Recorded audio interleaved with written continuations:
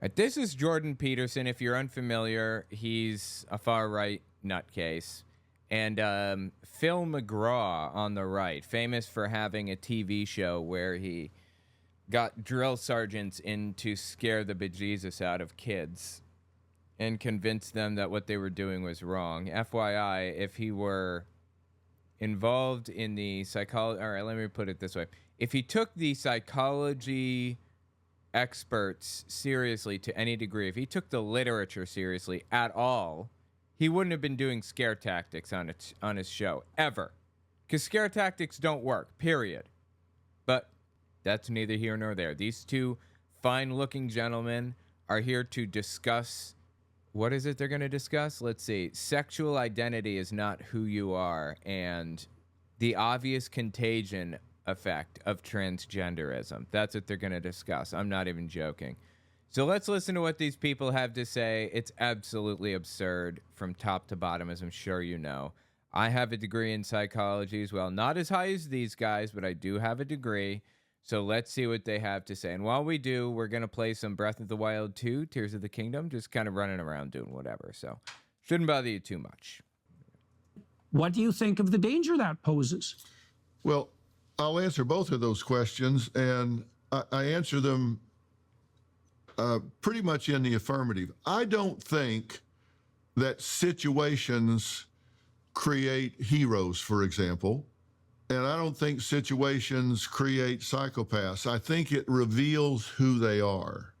That's interesting. So the question was, if you were, like, if I don't know what part I'm in now, but if you weren't watching before, the question is, does the fact that we have the internet and the fact that we use screens all the time, does that, has that led to people being psychopaths? We have real psychopaths on the internet now. Do they have psychopathy because they use the internet all the time? And Dr. Phil gave basically the exact same answer that I gave. Situations create psychopaths. I think it reveals who they are. Situations don't create psychopaths. They reveal who they are. Absolutely agree. Hard agree on this one. I appreciate Dr. Phil saying that. Yes. And and so you get someone that becomes a keyboard bully. You get somebody that goes just completely out of control. I would suggest that they probably were just lying in the weeds, waiting for the opportunity to be who... To exploit. Yeah, to just exploit, attack, and be who they were without the consequences. And, yep, that's why you see people in road rage yelling and screaming with veins popping out of their neck at somebody in a car that can't hear them. They would never say that to somebody in an elevator. Right. But they've got the that's anonymity. Also that anonymity. Yeah, exactly. Yeah, and it's the same thing with the keyboard bullies. They've got the anonymity, and it may be somebody in their grandmother's basement, or it could be, somebody that you work with, and they have a different identity, and they would never say that to you across your desk. And I think that's a real problem. I do think it enables them to be who they probably were to begin with, and that's one of the consequences. That's one of the unintended consequences of the technology. And I hear people talking about some of the things with the uptick in activity and the transgender movement, and they say, well, we don't think oh my God, there's a contagion effect here. Well, really? Yes, really. There's no contagion effect here. You've got 10, 8, 9, 10 times the activity. Okay, when you're dealing with a total of like 5 people, and out of 330 million, for example, just picking random numbers, they're not accurate. 5 people out of 330 million, and you get 8, 10 times the number of people that are involved, then you've got 50, 100, 150 out of 350 million. That doesn't have any like bearing on contagion. They're thinking per capita rather than the literal numbers. They're not thinking about how small the LGBT community was to begin with. Oh, and by the way, AIDS wiped out a lot of the LGBT community back in the 80s and the 90s. And they're just now rebuilding. In addition to all of that, let me show you a little graph I like. All right, yeah, here, left-handedness. The history of left-handedness, rate of left-handedness among Americans by year of birth. 1880, it was about 5%. 1900 fell to 3%. 1960, it topped out at 12%, give or take, and then it peaked. It just stayed steady. 12% from 1960 onward, roughly.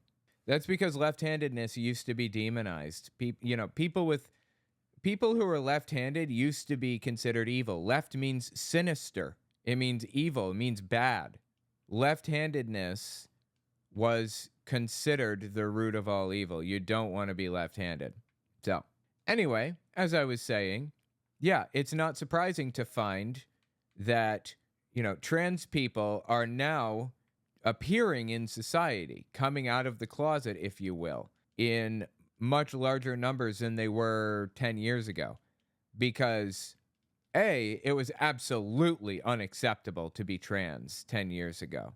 B, the LGBT community was decimated by what happened in the 1980s with AIDS. Thanks, Ronald Reagan. He did that shit on purpose, by the way. I don't know if you knew that or not. Completely ignored the HIV pandemic because he thought that it was only affecting gays and drug addicts. So why bother? So we have very few older LGBT members, older trans members in their 60s, for example. Way fewer than we will in 60 years, for example. So, there is no trend of transness or LGBT whatever. It's just fabricated fear-mongering bullshit, as usual, from these people. The transgender movement, and they say, well, we don't think there's a contagion effect here. Well, really? You've got 10, 8, 9, 10 times the activity, and with girls, that we didn't have before. I mean, it was typically boys, not girls. Now girls out. Knock me over with a feather. Really? 8, 10 times the amount of activity than we had before. Huh, weird. So left-handedness went from 3% to 12%. That's 4 times the activity. I don't believe it's 8, 10 times the activity anyway, but you got to distrust every word out of these people's mouths. But even so, left-handedness was 4 times the 4 times the percent of people that were that were left-handed from 1900 to 1960. These people are just complete jokes. They're jokes. They're psychologists. They have PhDs in this field. They should know better. Dr. Phil has a PhD in medical and clinical psychology. Jordan Peterson is a research professor in this field. And I debunked it with one graphic. And what are we getting from them? Weasel words. We're getting nothing. They haven't cited a single source in this. You know how many sources I cited in my book? 107. I cited 107 sources in my book. How many do we have in this 2-hour-long documentary thing, or 2-hour-long video that they produced? Zero sources. Check this out. So I just got through recording the audiobook for my book, and I've still got to format it for Audible and everything, make a deal with Audible and all that junk. But I recorded the 100 questions for Jehovah's Witnesses book. I recorded that separately from my Understanding Jehovah's Witnesses book, even though it's like the last chapter in the book, right? They're separate recordings, and they're going to be uploaded separately. This book, 80 pages long, An hour and 55 minutes is how long it took for me to record total. I mean, that's how long the book is. An hour and 55 minutes. This one's about 12 hours. This one's an hour and 55 minutes. How many sources do I have in this book? 1, 2, 3, 4, 5, 6, 7, 8, 9, 10, 11, 12, 13, 14, 15, 16, 17, 18, 19, 20, 21, 22, 23, 24, 25. Yep, 25 sources in this book. Huh, 25 sources in a 2-hour book. Wow. And how many sources do they have in their 2-hour-long thing here? 0. These people are full of shit. They're clinical psychologists. They are, what's the word I'm looking for here? They are certified legal psychologists who have worked in the field. 0 citations on any of this. None. Outstrip the boys like, what, 1,100%? And I'm saying that by recall, so I'm not offering that as fact. But certainly by a big number. And they said, but we don't think it's a contagion effect. Well, I can respect that he said, I'm not saying that by fact. I just think that's what it is. I can appreciate that. I say that a lot in my streams. But so much of the stuff that Phil has said in this, or Mr. McGraw, actually, I think it's Dr. McGraw technically, but whatever. I think a lot of the stuff that McGraw has said in this whole thing has been just completely made up. Just like this. He just didn't say it was. Of course it is. It's got to be contagion effect. People are seeing it. They can say, well, they just feel more free to come out about it. Well, it's the Yeah, that's such rubbish.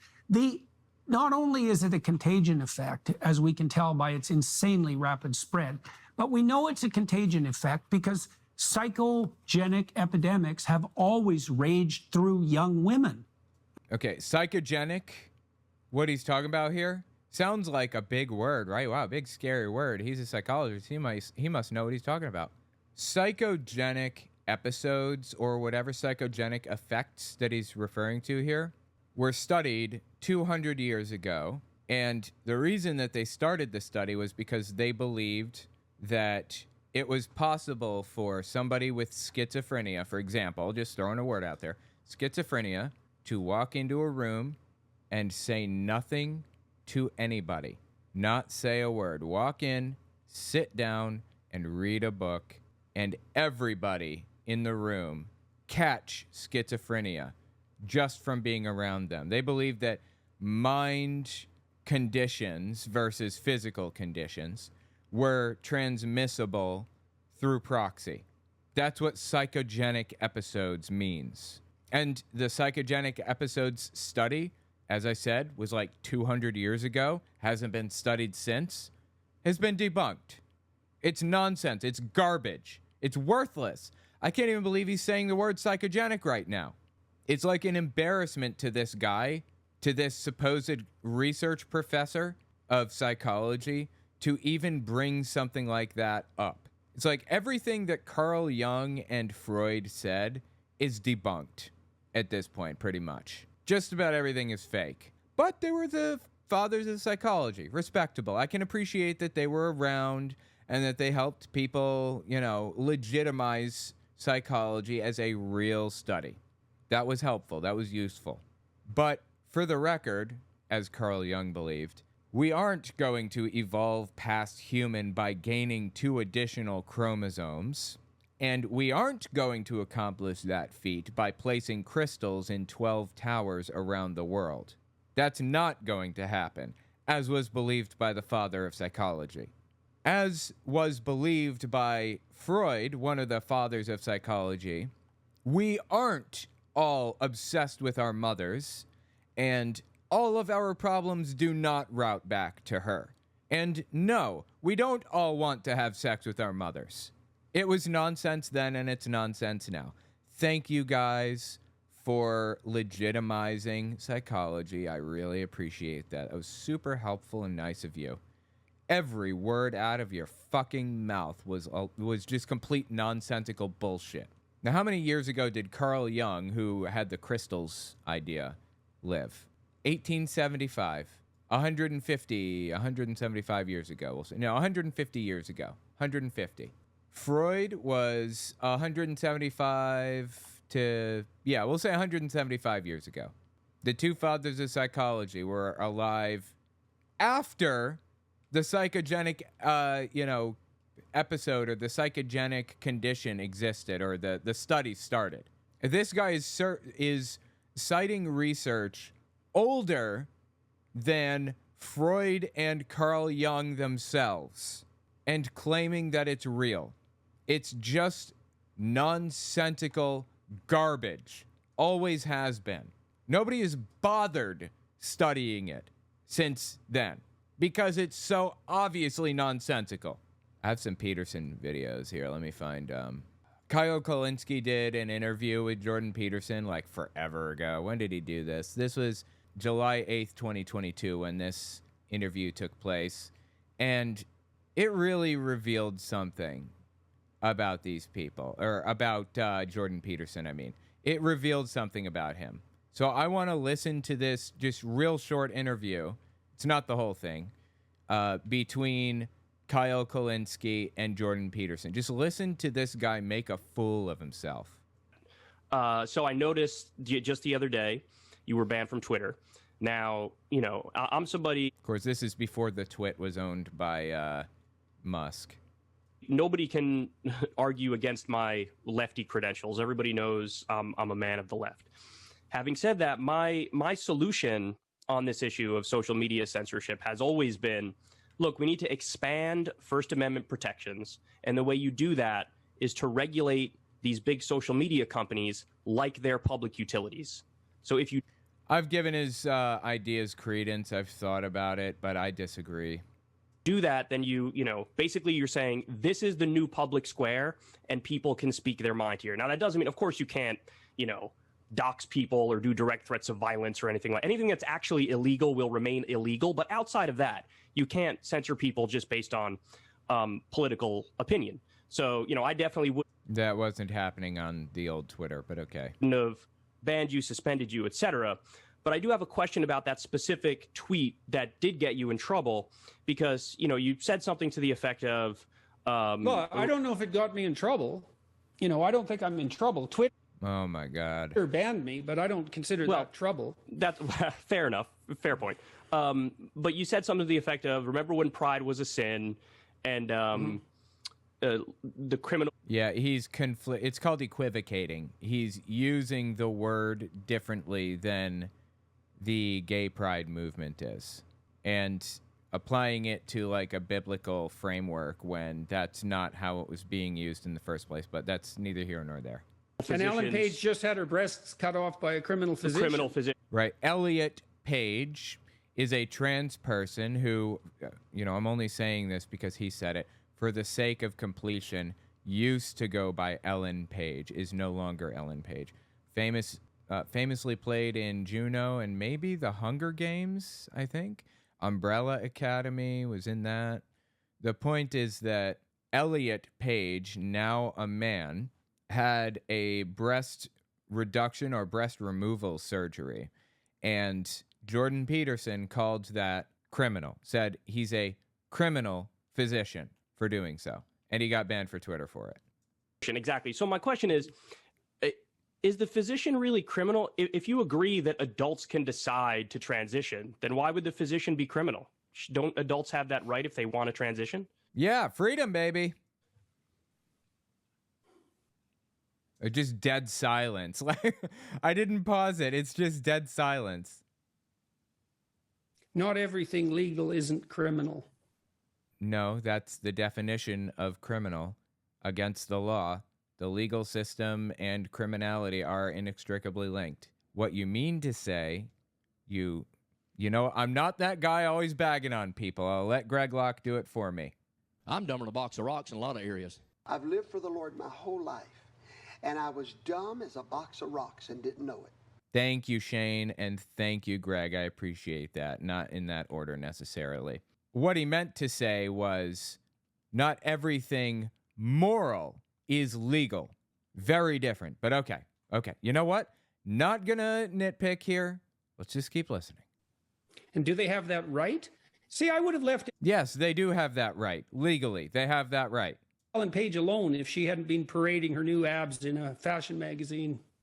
Oh, you would have left her alone if she weren't being herself. You would have left her alone if she weren't doing what makes her comfortable, living her life, expressing her own personal freedom. Huh. When people express freedom and do what they want to do with their lives, I guess he has a problem with that. Okay. How many kids do you think she can convince to convert? One? Yeah. 1,000? People don't convert to being gay or trans or whatever. It is what it is. You're either gay or you're trans. No, not See, yeah. No, Really? I want to respond to that. I think that with the trans God, he's so fucking... I'm not that guy. I'm not that guy. community, it's very similar to the gay community, where back when that first became a big issue, people thought, oh, if we talk about it, if it's in magazines or whatever, we're promoting kids to go down that path. But really what happened is people are who they are. And if that they're is what gay, they just happened. decided to be No. like, yeah, I'm gay. And they were just Yes, that is exactly what happened. more open and honest with themselves. So I don't think you're promoting people to do that. No, You're that's just not saying, what happened. if you You're are That is what happened. that, it's completely okay. wrong. Okay. Well, You're utterly I'm wrong. listening. There's I'm nothing listening. about that that's right. So Well, explain. I'm there's been listening. an absolute look. One of the reasons that I opposed Bill C-16 in Canada to begin. Okay, if you're unfamiliar, C-16 is the bill that got him famous, and it was a bill in Canada that basically made it so that being trans was a protected class in the same way that being Christian is a protected class, for example, or being black is a protected class. It just gave people the protections of law for being gay, straight, trans, cis, black, white, Christian, Muslim, whatever. It's all just protecting people's rights. That's it. And he made this big thing out of it, pretending that if he misgendered somebody, then he's going to be put in jail. Like, that's not what the bill said. And he very obviously didn't even read the bill. Or he read the bill and wanted to be dishonest. I don't know which. That's what got him famous. Coming out against Bill C-16. It was just complete bullshit from the start. It was a scam from the start. Anyway, just listen to more of this. Look, one of the reasons that I opposed Bill C-16 in Canada to begin with, this pronoun compelled speech bill. It wasn't a compelled speech bill. It was a civil rights bill to protect people from discrimination. Was because I knew perfectly well what was going to happen when we introduced confusion about gender identity into the What, people are going to be protected? public sphere. Now, the argument was that if we left people with gender dysphoria alone to make their own way and stop torturing them, that we would decrease the mental health load on those individuals. And my analysis as a clinician was that for every As a clinician, notice him using, this is an argument from authority. I'm an authority on the subject. I can speak on it. Nobody else can disagree with me because I'm a clinician.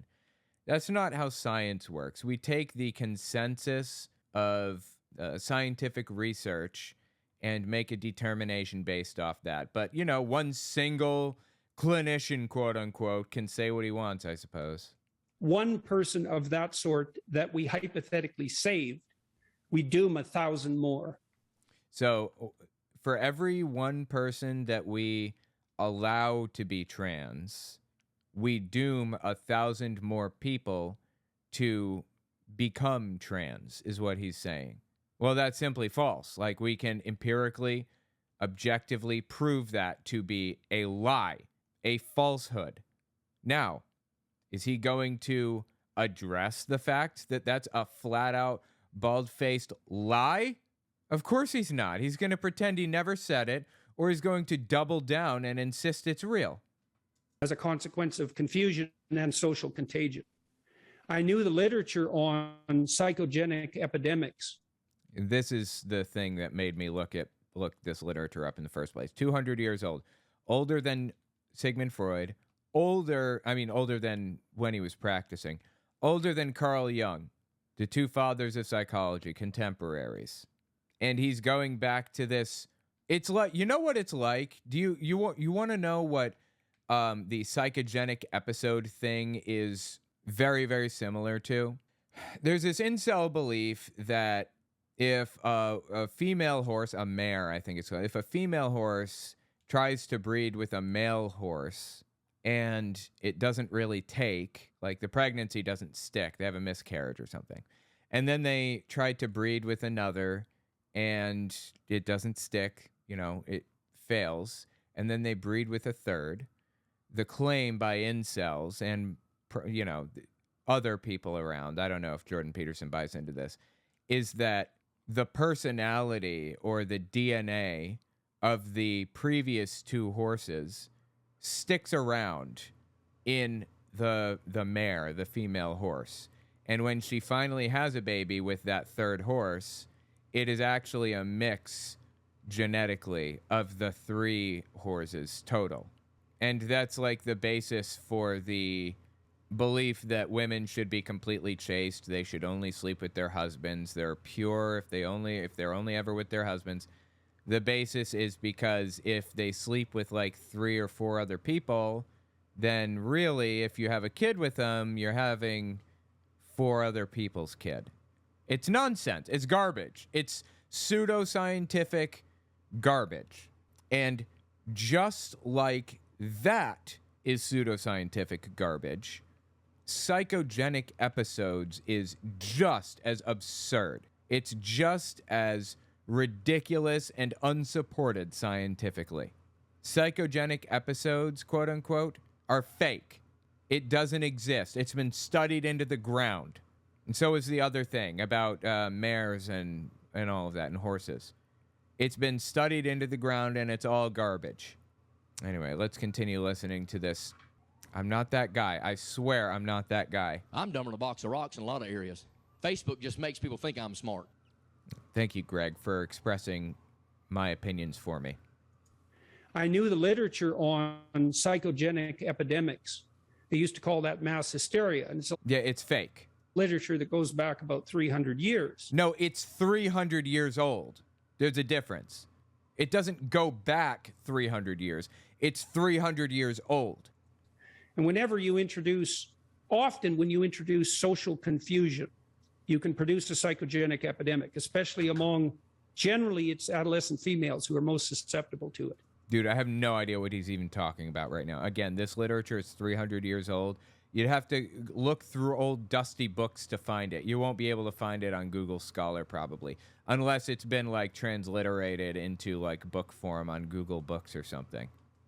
So I thought, oh, well, what's going to happen is we'll produce a psychogenic epidemic of gender dysphoria among adolescent females. And that is exactly what's happened. No, it's just completely made up. Like everything that he's saying here is completely made up. And it isn't the fact that we've freed up people who are, in doubt about their identity to be who they are. That may have happened in a tiny minority of cases. It's absolutely and definitely the case that we've doomed thousands of kids to brutal. And how are you so absolutely and definitely sure of that exactly? Can you give me some insight into how you came to these conclusions? Damn, I really wanted that. I really wanted that rocket, and it just disappeared on me. Oh, I don't even need it. Never mind. I thought I needed that rocket. Anyway, how can you be so absolutely and definitely sure of what you're saying? Because the literature that this guy is citing is complete garbage. 100% nonsensical garbage that we've known to be garbage for 300 years, basically. He seems awfully confident in nonsense right now. Mutilating surgery and premature sterility, and we've done that on the altar of our hypothetical moral virtue and compassion. Look, I read a corporate analysis of the trans surgery industry last week. Growth rate projection for you lefty types and your anti-corporatism. Growth rate projection, 15% per year. Invest now. A $350 million business as of 2022, projected to expand to $750 million by 2027. I have no idea what he's even talking about. If any of this is accurate, if he's just making this shit up, that wouldn't surprise me at all. In fact, I'd be surprised if he wasn't making this shit up. But you know what? What did he say? 15% growth per year? Is he saying that in 5 years, the world is going to be 100% trans? I mean, that's not exactly how, numbers work. It's not how statistics work exactly, of course, because, you take 15% of what it currently is, say, I don't know how, 6,000 people in the world, maybe, or in the United States. Let's just take the U.S. Say there are 15,000 people. I'm sorry. Say there are 6,000. Let's make it a round number. Say there are 10,000 people in the United States every year who come out as trans and want trans-affirming surgery, right? 10,000 a year. A 15% increase means it's now 10,100. No. Means it's 11,150, I believe, right? Am I wrong on that? 11,150? The following year, it's not an additional 1150. It's a 15% growth rate from there. So it's 11,150 times 0.15, actually. So the following year, it'd be 12,822. The following year from that, it would be 14,745. So we've gone from 10,000 people over the course of 3 years. We're looking at 14,000 people at most. He says 15% growth per year. It sounds scary because it sounds like, if you add, 3 years together, that's 45% growth. We're looking at 45% of the United States is going to be trans. No, that's not how it works. Actually, how you do it is you do you do the corollary of 15, which is 0.85 times 0.85 times 0.85 times 0.85 times 0.85. So 0.44%, I think. So 10,000 times 1.44. So actually, over the course of 5 years, if I have my math right, it's been forever since I've had a math class in college. I think we're looking at 15,000, being generous, 15,000 people over the course of 5 years rather than 10,000. What he's saying here sounds super ultra mega scary. It's not. Now, listen one more time to him manipulate these numbers and make it sound scarier than it actually is. $150 million business as of 2022, projected to expand to $750 million by 2027. By who? No moral hazard there. Guess we'll never know who he's talking about. Who did these projections? Who did these predictions?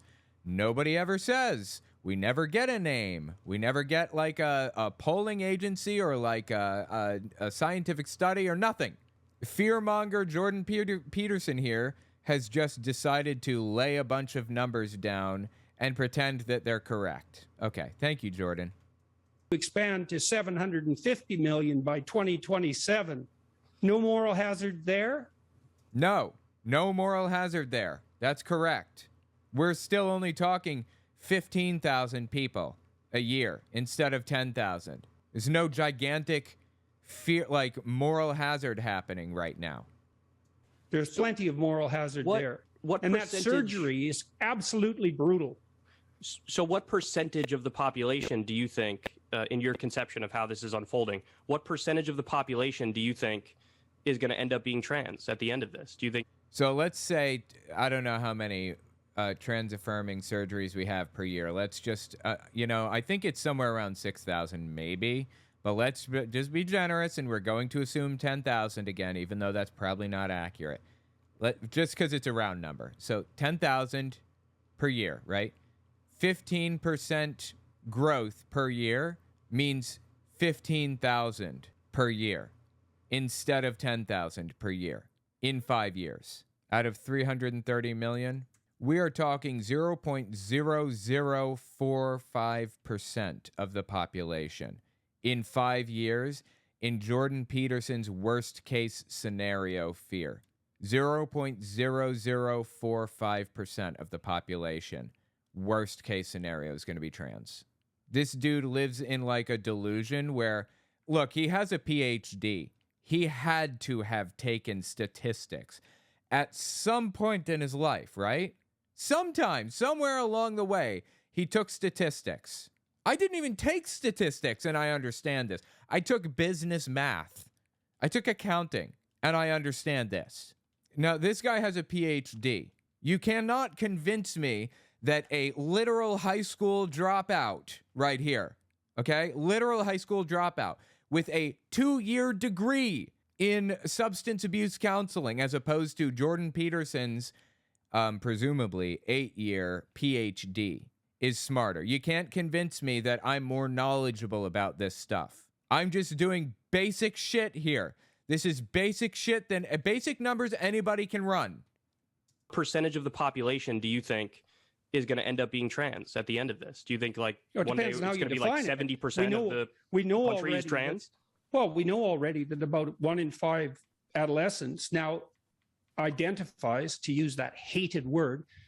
I don't believe him. I'm sorry. I'm just like, I'm not buying a word out of his mouth.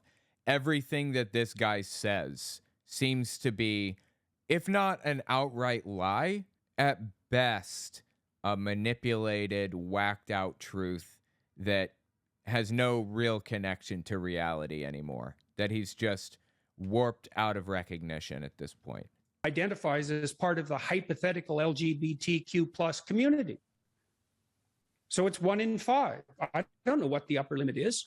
There's a consulting group in the UK now that's 90%. 90% of the US is going to be trans if Jordan Peterson is to be believed, right? claiming there's 150 different genders. There's actually, I suppose, 7 billion different genders if you want to get technical about it, because everybody's temperament differs. But I don't know what the upper limit is. Wait, did he say what was it? Hang on, let me listen again. Who is it that claimed this? Okay, now that's claiming there's 100. One more time.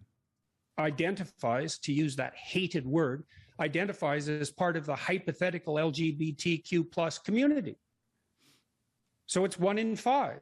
I don't know what the upper limit is. There's a consulting group in the UK now that's... Consulting group in the UK? Which consulting group? Who? What's their name? Who do they consult with? What's the company worth? Are they actually valid? Who are they associated with?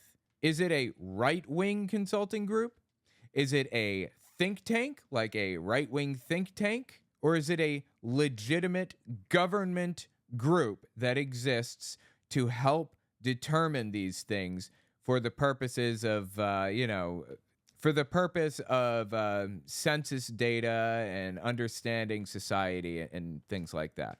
What is this consulting group? What are you talking about? Claiming there's 150 different genders. There's actually, I suppose, 7 billion different genders if you want to get technical about it, because everybody's temperament differs.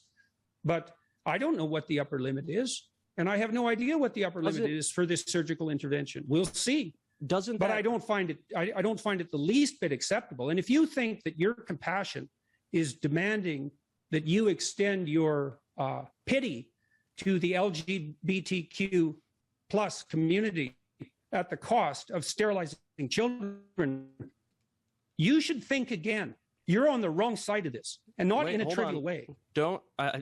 I would appreciate if you don't ascribe beliefs to me that I don't have. Remember, my original question was about... Well, you said earlier in this question that, I said Elliot Page is an adult, and so do you think that he has the right to transition? But that was the original question. You made some comments after that.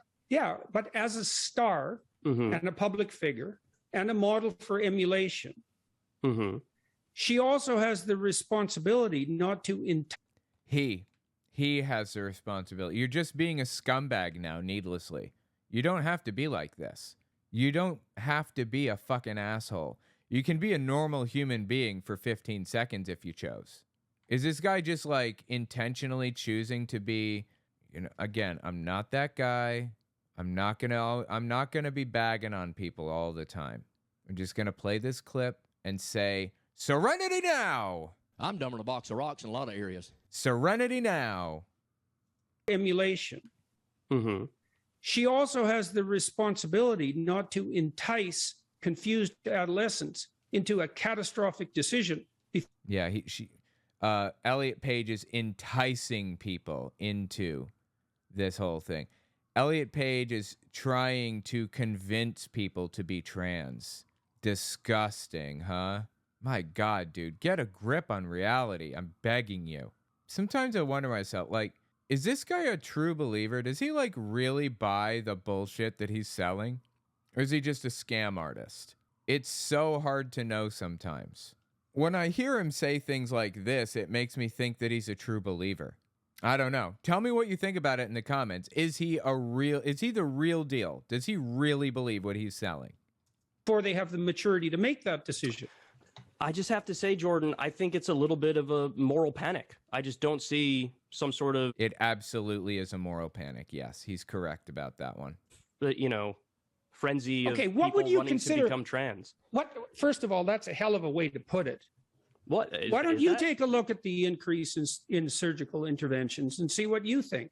I mean, how... He's offended on behalf of all of the people who are turning trans. He's offended for them. How many do you think is too many? Again, if we're talking about I'll answer your question. The argument is it used to be very repressed because that's very outside of the tradition and the norm and the standard, and that now we sort of let the boot off the neck a little bit. What used to be suppressed? The entire LGBTQ. Being left-handed. Say that. Being left-handed used to be suppressed, and now it's not. And now we have, I think it peaked at 12%. And in the exact same way, being LGBT is no longer as suppressed as it once was. And there are more people coming out as LGBT. Community. I mean, it was very recently we even got gay marriage in the United States. First of all, they're not a community. Yes, they are. Well, you understand the point I'm making. What is this community? No, It's a group of people who are LGBT. I don't understand. Do you not know what the word community means? Is this the first time you've ever heard the term, or what? No, actually, neither I understand it nor you, and that's why we're delving into it. What? No, people understand it. They just, like, this guy just disagrees with the scientific consensus and every other person on planet Earth practically, except for Trump nutcases. That's all. First of all, they're not a community. That's just a catchphrase. It's a buzzword. And I'll tell you something else, that almost all the kids who are undergoing surgical intervention, the clinical literature is absolutely clear on this. 80% of kids with gender dysphoria identify as homosexual when they mature. 80%. Okay, I don't like that. Does not even sound right. But you know what? Okay, whatever. Fine. Let's just take it. And that means the vast majority of people who are being converted surgically are gay. Now, how is that an advantage to the gay community precisely? No, see, I'm not taking a position in any way, shape, or form on the kids, because I don't know the first thing about this to comment on the kids. Well, all right, let me tell you something about kids, quote unquote, and Jordan Peterson's fear-mongering about it. It is and has always been illegal for people under the age of 18, kids if you will, to get gender-affirming surgeries, to get bottom surgery. Now, breast reductions and things, those should be legal because people genuinely need that shit. Like, I knew a girl in high school, at ninth grade maybe, name was Jen. She had to get a breast reduction surgery. She's like a double E, and she's just like a normal-sized person. It was just too much. She had to get a breast reduction. That's not really, like, I get that under the current expectations, beliefs, and feelings, that would be gender affirming care, but it's not gender affirming care. We need to make breast reduction surgeries available for people without a shadow of a doubt. As far as surgical intervention goes. Now, regarding bottom surgeries, so top surgery should be allowed. Bottom surgeries, on the other hand, are not allowed, have never been allowed since the founding of the country. It's never been the case. But, fearmonger's going to fearmonger, so here we sit. But see, that's why we're having this conversation, though, is because my original question was about the adults and what your take is on the adults. And it sounds to me like, let me ask you guys, would you ban transition surgery for adults? Yeah, we're talking about adults right now, not children. Jesus, dude. Oh, wow. I thought I had accidentally paused it. No, I didn't pause it. He's just sitting there in dead silence. Would you ban trans-affirming surgeries for adults? I don't know. Really? Are you fucking kidding me? This is literally your entire fucking life, and you haven't thought this one through? Really? Yeah, really. No, the answer is, wow, I just realized that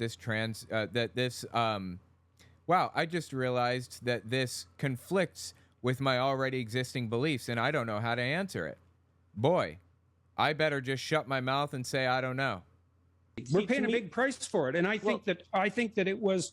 We've paid a big price for it, he says. It was an act of stunning hubris to conduct the first trans surgery procedure, and it's not obvious to me at all that it's been a net social good. And but so, aren't there some people that are obviously trans who were born in one body, they feel like they're in the other body, and when they're an adult, they can make the decision? And then even from just a freedom and liberty perspective, shouldn't they have that right? Even if they do it and then they regret it, shouldn't they have the right to try it? It's a good question. I mean, it's a tricky one, right? Because No, it's not a tricky one. People should be able to do what they want. Full stop. Unless your actions are interfering with my right to be who I am and to do what I want or whatever, I should be allowed to do it. Period. Your right to swing your fist ends right here on my nose. You can swing it anywhere except for here. It's not tricky. It's pretty fucking straightforward, actually. I'm sorry. It's pretty fucking straightforward, actually. tricky one, right? Because there's all sorts of surgical enhancement procedures that are it's not obviously appropriate to make them illegal. Oh my God. And I don't know exactly where the cutoff line is, so to speak. And that's partly why we're having a public discussion about it. No, we're having a public discussion because I'm not that guy. I am not that guy. I will not do it. Not going to be the dude who's always bagging on people. We're having the public discussion because you are going around dead naming people and hurting the LGBT community. That's why we're having that public discussion, because you've turned it into a public discussion and feel it's important enough to denigrate an entire group of people for no reason, just because you want to, seemingly. But this entire argument, in many ways, is stated so idiotically that it almost defies description. I mean, what do you mean, feel like you're in the wrong body? Are you serious? Are you for real right now? Like, is this real or is this an act? Is this the first time that you've ever heard of psychology before, human psychology? What do you mean, feel like I'm depressed? What does that mean? What can you possibly mean by I feel depressed? Get help, Jordan. Like, this faux, ridiculous bullshit concern trolling is about as transparent as it gets. Honestly. Get over yourself. What kind of measurement is that? No, hang on a sec. I was going to There are rules for these sorts of diagnostic decisions. Mm-hmm. Okay. The rule is that you have to make a valid and reliable diagnosis. That's if you're diagnosing depression or anxiety or obsessive compulsive disorder or cancer or anything like that. Yes, there are diagnostic values that you can look to. Things that everybody who has been diagnosed with, say, depression or anxiety or whatever, things that they all have in common with each other. You have to give affirmative care because you have to assume what they're telling you is accurate and correct and real and true. You're affirming their depression and you're finding a way to fix it to the best of your ability. That's what's happening. Reliable diagnosis. That's if you're diagnosing depression or anxiety or obsessive compulsive disorder. So you got to find a viable diagnosis, okay? Or cancer or anything like that. There are standards that you have to abide by in order to make a diagnosis, in order to fulfill the obligations of your professional college. Sure. If someone comes to you and says, I feel like I have lung cancer, that is not sufficient grounds upon which to formulate a diagnosis. Absolutely. You are correct, good sir. You need to go through the process of testing and comparing against similar situations. Look, let's assume that you have zero equipment at your disposal, none. Let's assume it's just you and that person in that room alone with 2 chairs, and they're saying, I feel like I have lung cancer. It's still possible to determine if they do by talking to other people who have lung cancer and asking about their experiences, about how they feel when they have lung cancer, comparing it to how this person telling you this is expressing themselves. That's how you tell if depression is real, or if somebody has depression. That's how you tell if somebody has an anxiety disorder, or if they have gender dysphoria, or any other number of things. You assume it's real, affirmative care. You assume that they have depression, affirmative care, until you're given reason to think otherwise. And you compare it against the symptoms of others who you know have had depression, or who have had lung cancer, or who have had whatever. That's how this works. And he's pretending like he doesn't know any of this, as if he wasn't a research professor for some period of time. Like, give me a fucking break, really. Like I have lung cancer. That is not sufficient grounds upon which to formulate a diagnosis, much less proceed to surgery. Thinking? No, it's not. Just thinking something is not. Mm-hmm. And so the question is, what do you mean by feel? What is that? Is that an emotion? Is it a motivation? Is it a philosophical conclusion? What is it? Well, that's literally your job, Jordan, to figure that out. Do they just feel that way, or is there something behind the way that these people feel? This dude is the biggest joke on planet Earth. He has betrayed every ethical principle and idea that he swore to uphold as a clinical psychologist. Every one of them. Let me explain to you what I mean. Like, I have a 2-year degree in this field, okay? A 2-year degree in substance abuse counseling. I'm not and I'm a high school dropout. I'm not some, like, crazy knowledgeable guy on this subject, okay? I'm just some dude. And I know more about this subject. I know more about this subject than Jordan Peterson is pretending to know. Now, do I believe that I know more than him? No. I don't. He knows way more about this subject than me. But he's pretending to be dumb as dog shit. Why?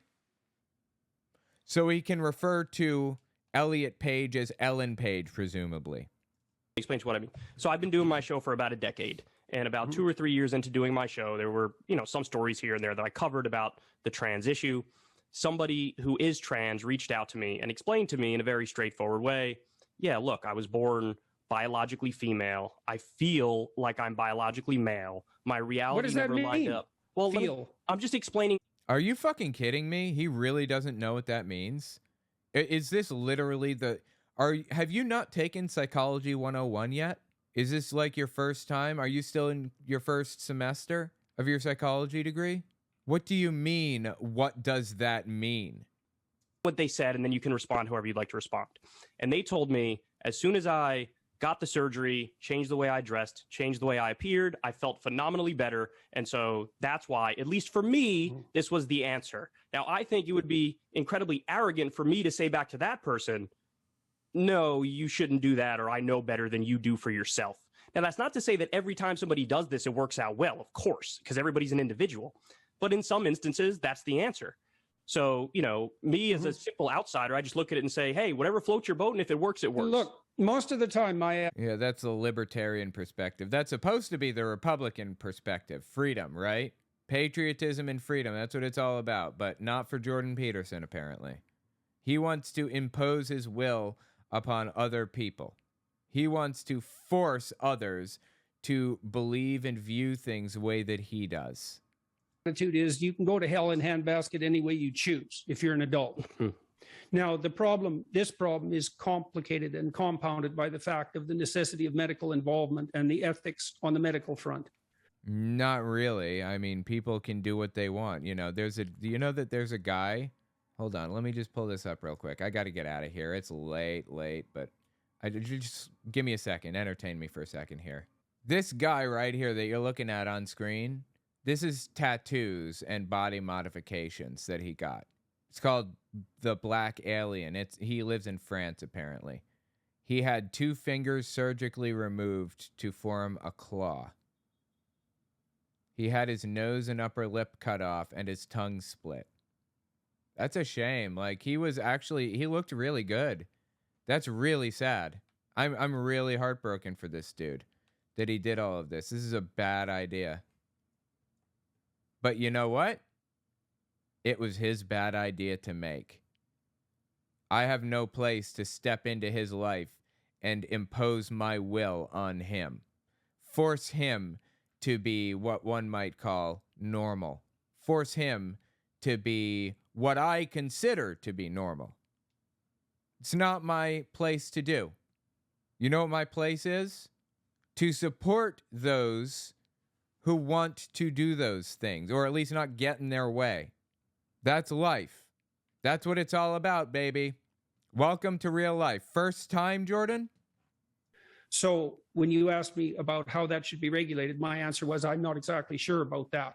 Yeah, Although it isn't obvious. Didn't he just like bitch about people who offer criticisms and try to poke holes in things but don't offer solutions? I feel like I heard him complaining about that recently with Phil McGraw. To me that it's obvious to me that the trans surgery enterprise has gone way too far, thousands of people too far. And I'm certain that it's harmed exponentially more people than it's helped. Okay, great. Well, that was their decision. So I don't know, like, what else you want from anybody. Like, they had an option to do this thing, and they chose to do it, and here we sit. And this guy is, like, just doing nothing but complaining and whining and crying and pretending to be a victim or some other nonsense. Just a joke, man. And we tell me what you think about Jordan Peterson in the comments. He is shameless. He is a shameless liar, a scam artist, as far as I can tell. Like, give me a break.